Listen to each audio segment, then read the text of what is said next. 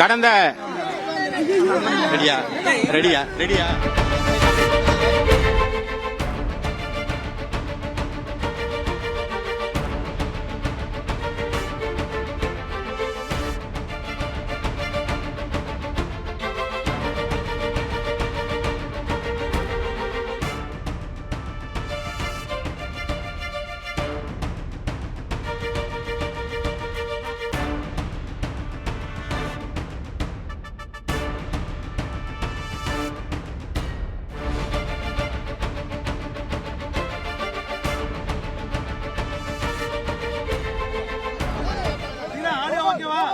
போலாமா சார்?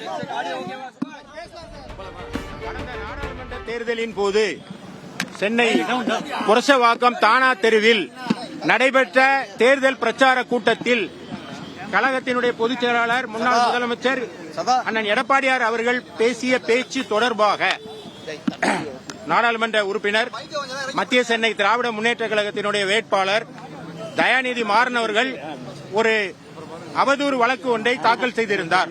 இந்த அவதூறு வழக்கு தொடர்பாக இன்றைக்கு 13வது குற்றவியல் நடுவர் நீதிமன்றத்தில் மெட்ரோபாலிட்டன் மேஜிஸ்ட்ரேட் அவர்கள் முன்பாக அண்ணன் எடப்பாடியார் அவர்கள் ஆஜரானார். இந்த வழக்கு என்பது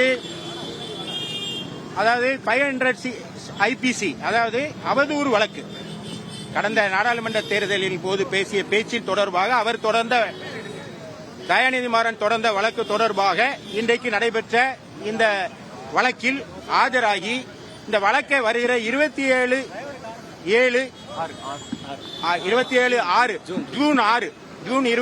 தேதி அன்று மறு விசாரணைக்கு இந்த வழக்கை ஒத்தி வைத்திருக்கிறார்கள்.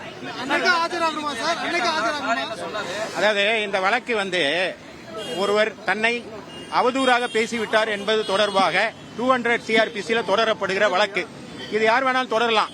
அவரை தவறாக பேசிவிட்டார், அவதூறாக பேசிவிட்டார் என்பதாக தொடரப்பட்ட வழக்கு.